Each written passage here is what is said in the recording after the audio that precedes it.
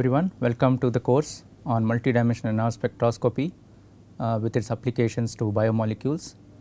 In this course, we will begin first with very basics of 1D NMR, 2D NMR, principles of NMR spectroscopy, and then slowly build our knowledge to move on to 3D NMR and its application. So, let us first see why NMR spectroscopy is so popular, what is the unique about it and what are its basic principles. So, one of the thing which makes NMR very popular is it is a non-invasive and a non-destructive technique, which means if you have a sample when you provide the sample comes back intact and nothing is destroyed or nothing is broken in the sample, and therefore, the molecules are not affected by recording the data. So, this is something unique to NMR because some other techniques the sample is evaporated or sample is physically modified for doing the experiment. And in NMR spectroscopy you can study each and every atom or you can probe each and every atom in a given molecule very selectively, and that is very important for studying structures of molecules at a very high resolution. So, that is something again unique to NMR and therefore, it is a very popular method. The molecules now further can be studied under different conditions of pH, temperature and solvent. One can vary the pH, one can vary the temperature, as long as the sample is still intact, the molecule has not degraded, one can vary such conditions and again non-invasively, non-destructively study the properties of the molecules at that different conditions. NMR spectroscopy is also very useful for accurate quantification of different components. For example, let us say you have a mixture of molecules and each molecule has different concentration. NMR can be used to quantify the concentration of each molecule in that mixture, and that is again something unique to NMR because many other techniques cannot quantify accurately, and therefore, this is a technique which is used very popular. NMR is very popular in a field called metabolomics where the quantification is a very key factor. NMR spectroscopy can also probe dynamics at different time scales. So, as we know that molecules are not static in nature, they are very dynamic and that dynamics is reflected in many of the NMR parameters, and therefore, indirectly you can actually or directly you can look at the dynamics of the molecules at a very high resolution, and the interesting part is you can actually look at wide range of time scales. So, if the interaction between a molecule and another molecule is happening in seconds or milliseconds, one can look at the different time scales of such interaction. So, these are basically the points which make NMR very popular and very useful for chemists and biologists. So, let us now see what are the principles involved in NMR spectroscopy. So, this is basically we will start from the very basic principles. Now, NMR spectroscopy, like any other spectroscopy, involves interaction of radiation with matter. So, that is what is essentially the heart of spectroscopy. So, you have a sample, you have light, and as the light interacts with the sample, and the sample can either absorb the light, it can either emit the light or it can scatter the light. So, this is shown here on the left side. You can see the schematic drawing of a wave, electromagnetic wave. So, when I say radiation, it basically means electromagnetic radiation, and you can see it has two components as we know. This is one is electric field component and perpendicular to that is the magnetic field. So, the parameters which characterize a wave, when we talk about a wave, what is that, how do we describe it?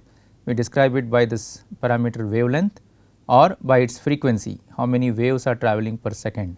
So, frequency is proportional to the energy of the wave and wavelength is also another important parameter.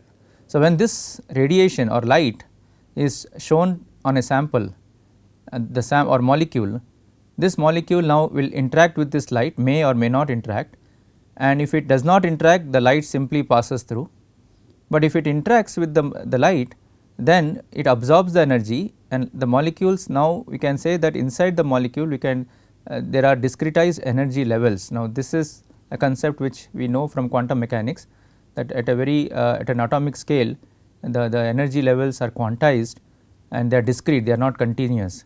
So, if the light falls on this molecule and if the energy of the light, which is given by this h into mu, where mu is the frequency of the light, frequency of this wave, and this wave, this energy, if it matches a particular energy gap in the molecule, then the molecule will now take the energy and go into an excited state. So, the molecule now gets excited and the energy is taken up or absorbed by the system, by the molecule. So, this is called absorption of light. Now, subsequently this energy, the molecule which has gone to the excited state will also emit radiation back and come back to the ground state, and during that process it will emit back the energy which has been taken, and that we can call it as emission. So, essentially when you shine light on a sample, you either have absorption of light or emission of light. It can also scatter the light, which is not shown here, which we will not be concerned with. We are mainly concerned with absorption and emission as far as NMR is concerned, or it can simply pass through, means there is no effect of the light on the sample. In such cases we say that the sample is transparent to the light, it does not absorb the light or does not see the light. So, when you go look in the electromagnetic region, as I said, we are looking at electromagnetic radiation, we have a long range of wavelengths possible, meaning we can have a light which has a frequency in this range, a wavelength in this range 10 raised to minus 12 meters, you can see the units written here, or you can have an energy or a wave which is having a frequency or a wavelength of this, and so on. So, you can take different parts of this regions and you can take a wave in this particular region or this particular and then shine it on the molecule. What happens is each type of radiation has a very specific effect on the molecule. So, molecule, for example, the electronic states of the molecules are affected if you shine a visible or ultraviolet light on a molecule. Here you can see if I shine an infrared electromagnetic radiation on a molecule, it will affect the vibration. The vibration of the molecules are affected by this radiation. When you come to very low wavelengths or very high wavelength, very low frequencies, we use the word radio waves. So, this is similar to the radio, FM radio which you listen, and in this particular case the structure of molecule is basically affected or not affected, it responds to the radio wave. So, our NMR spectroscopy course or NMR is essentially in this part of the electromagnetic spectrum. So, we call this entire range as electromagnetic spectrum, and our focus will be on the radio wave part of the spectrum. This is where NMR comes into picture. So, now NMR spectroscopy, when we use this word, you can see there are three components or three parts in this word: nuclear, magnetic, resonance. So, we should now try to understand each of these terms and see what they individually mean, and so that which together constitute the technique of NMR. So, let us start from this first one, which is nuclear or a nucleus. So, if you look at a molecule schematically again here, the molecules are made up of atoms, which is something which all of us know, and the atoms now consist of a nucleus at the center and surrounded by electron or electron cloud. Now, if you further zoom into this nucleus consists of tightly packed protons and neutrons, which we use the word nucleons. Now, further if you look at this protons and neutrons, they have two properties which is important for us. One is the charge, which is positive for a proton because it nullifies the electron negative charge. Neutron is 0 charge, is neutral, that is as far as charge. Now, the other important property is what is called as a spin. The spin essentially is again not necessarily that it is spinning, but it is a property, an abstract quantity associated with a particular proton or a neutron. So, the spin has a value half into h. H is the Planck's constant, and this is just a half h is the notation, half h cross h. So, this is as far as both protons and neutrons are concerned, they both have the same value, but charge wise they are not the same. Now, inside a nucleus we have protons and neutrons, they start pairing up. So, you can actually see that this proton will pair up in opposite direction and will cancel the spin. So, if that happens, the total spin value will become 0, because half and minus half will cancel each other.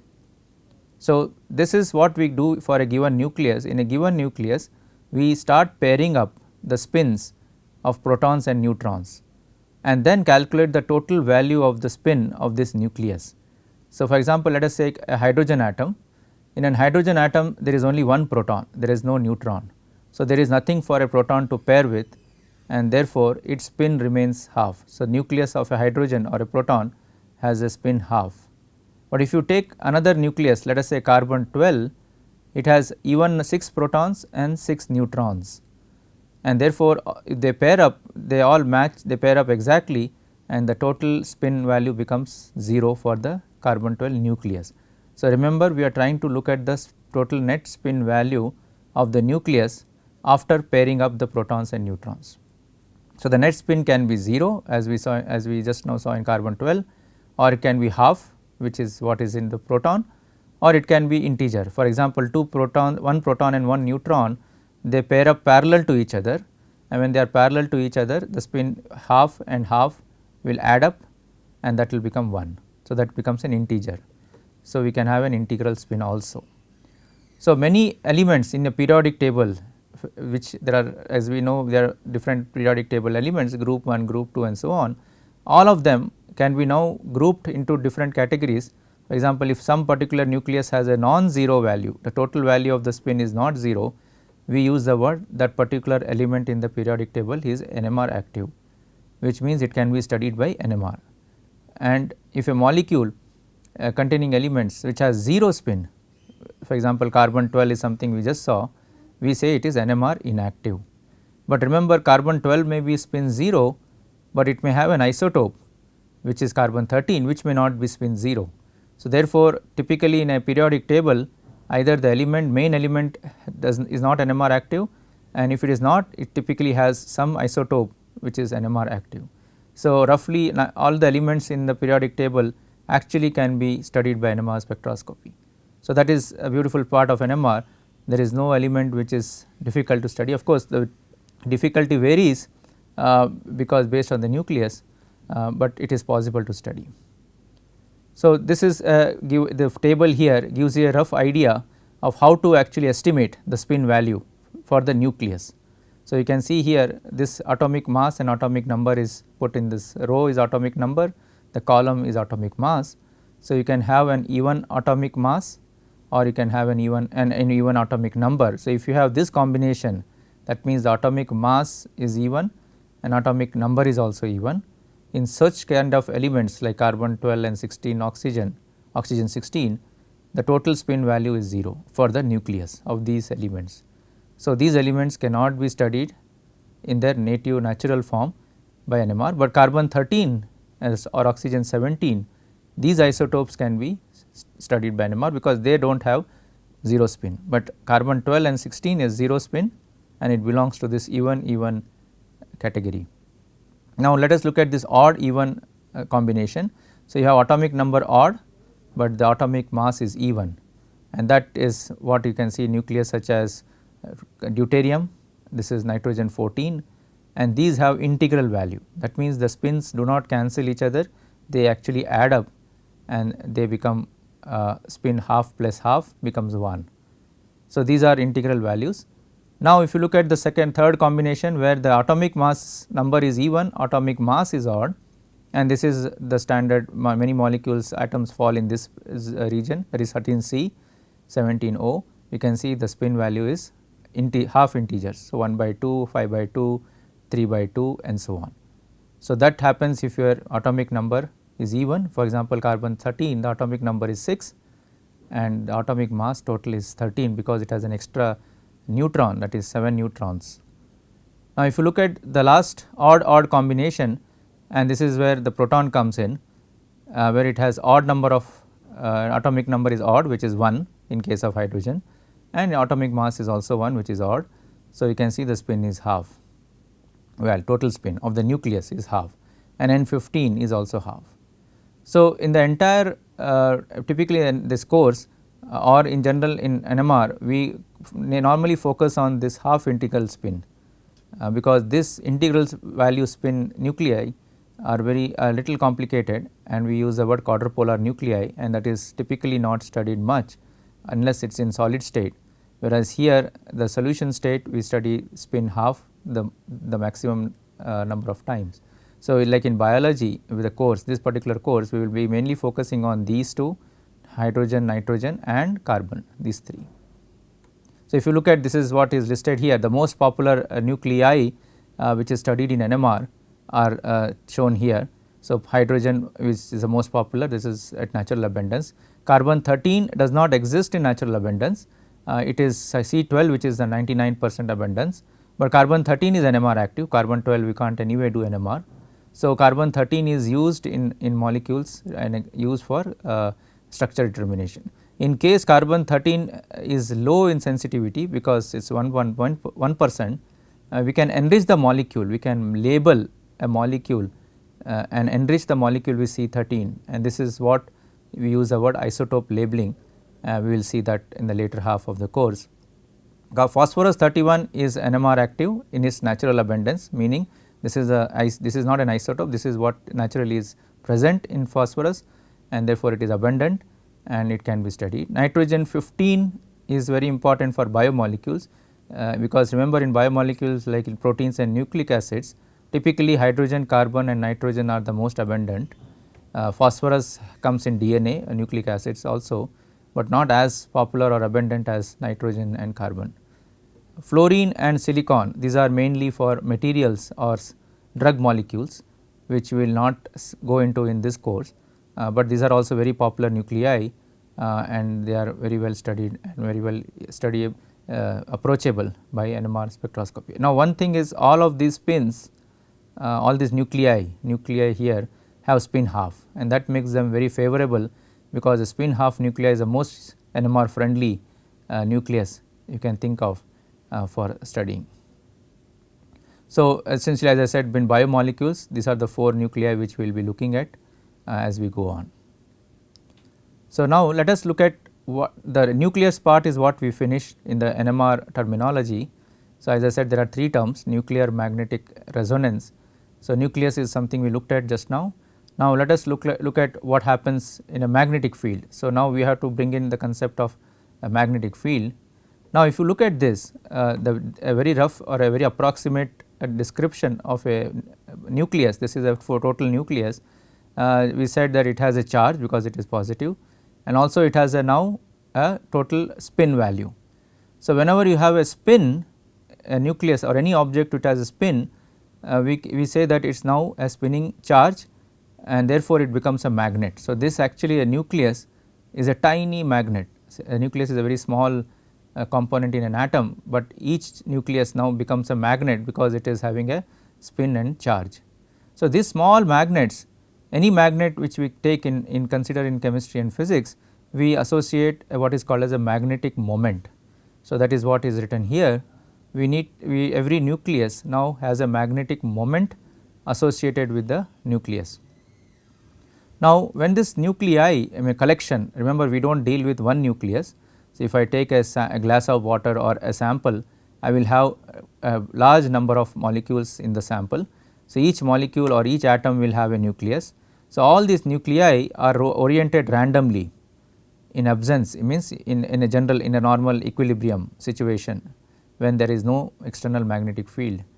Now, let us say I take this sample, I put it in a strong magnetic field. Okay, so, magnetic field here has to be strong. Remember the earth magnetic field is already present throughout, but we are looking at something much stronger than earth's magnetic field. So, when we take this collection of molecules in a magnetic field, the molecules now are not randomly oriented, but they are become aligned or either parallel or anti-parallel to the main magnetic field. So, why does this alignment suddenly happen when this is random here? It happens because the spins interact with the magnetic field. So, there is an interaction or there is the spins are affected by this field which is present in this area, in this zone. So, that interaction makes them either go parallel or anti-parallel, and this is very important for NMR because this is what we exploit or which is what we use for carrying out the NMR experiments. So, now let us look at this little more deeper from a mathematical point of view.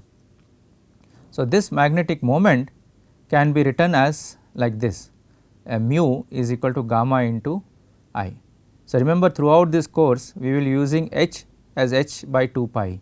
So, this is which we should keep in mind that h is not just one single h, there is Planck's constant, we use h by 2 pi. So, we use the word h bar or h cut. So, this magnetic moment now which is associated with this nucleus can be represented by these 2 parameters. The one is called gamma, which is gyromagnetic ratio, and this is something specific to a particular type of nucleus. So, example, hydrogen will have a specific gamma value, if it is carbon 13 it will have another gamma value, and so on. So, gamma value is something very unique to a given nucleus, and that is something we cannot change. I here as shown as a vector is the angular momentum. So, again remember, look at this picture here, it is showing the spin as a spinning nucleus, and this spinning nucleus essentially has an angular momentum associated with it, and that angular momentum is denoted as I. So, the magnetic moment depends on the angular momentum and this gyromagnetic ratio. So, this is our magnetic moment for the interaction with the magnetic field. So, now when we apply a magnetic field, which is what I showed in the previous slide, the interaction I just mentioned that the spins will interact with the magnetic field, and that interaction is captured in this formula.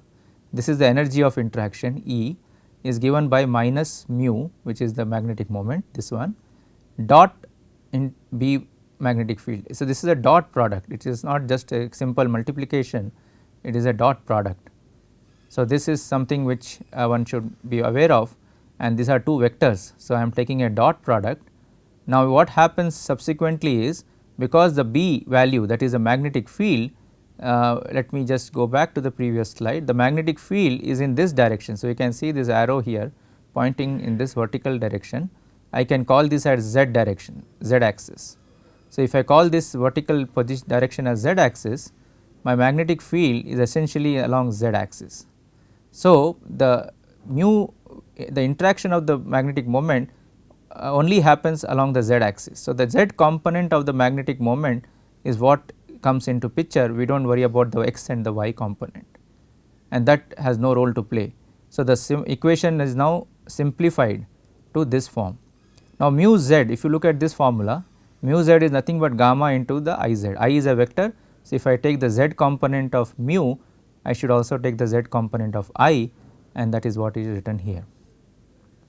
Now, according to quantum mechanics, this I z can have 2 I plus 1 value. So, this is what is shown in the top here. So, if I have an I which is for example half, if I put into this 2 into half plus 1, my I z value, again remember we are trying to calculate the I z value, not the I value. I value is given to us as half, spin half nucleus. So, the I z value can either take, can take two values. So, half into 2 plus 1. So, I z becomes two possible values. What are those two possible? We will see in the next slide. This is basically either half or minus half. So, it can take 2 I. So, for example, let us say carbon 13 is also spin half. So, carbon 13 spin nucleus also will have two parts in the 2 z values, 2 I z values, plus half and minus half. So, this is what is shown here.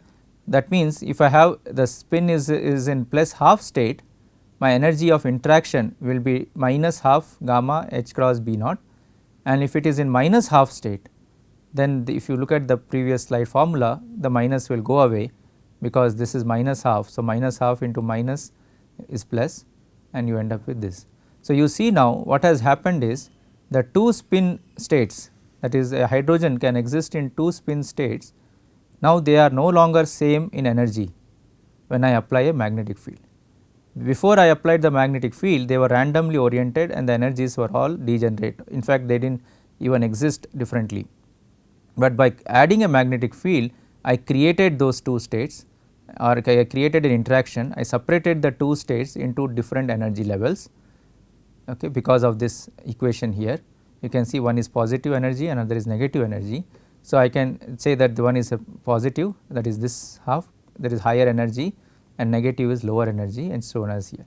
So, we name these states as alpha and beta. This is just an arbitrary nomenclature. So, call the lower one, the first half as alpha and the upper energy as beta. So, by doing this, applying a magnetic field, I have created two states in the system which earlier did not exist. Now, the molecules have a possibility of either being in the ground state or they can go to the excited state. So, this is the magnetic part of the NMR terminology. So, if you recollect NMR, three words which I said, nuclear magnetic resonance. So, the magnetic field plays this role. the role of the magnetic field is to create these two energy levels in the system by simply applying the magnetic field. There is nothing else to be done to the sample. And now what is the next thing which we need to do is to, now you can see we have created these two energy levels. We now need to excite the molecule from a ground state to the excited state, and this is something which I mentioned in the beginning. In a spectroscopy you shine light which has energy denoted as h into mu, and if the molecule has a energy gap which is matches this energy level, the energy of the photon of the radiation, then the molecule will absorb the energy and go from alpha to beta. That means, when I create this difference because of the magnetic field, the molecules now which are sitting here will get excited and go to beta if I apply the right amount of energy, right energy quantity. So, that transition we use the word resonance. So, that basically is the third term which I was mentioning in NMR, the resonance condition. So, resonance condition is that you take a molecule sample which has a non-zero spin value, that is hydrogen or carbon 13, put it in a magnetic field. The magnetic field now creates these two energy levels. So, molecules get distributed here and here. So, some are sitting here, some are sitting here, and now when I apply an energy which matches this energy gap, which is external energy which I have to supply, it is a radiation I have to supply.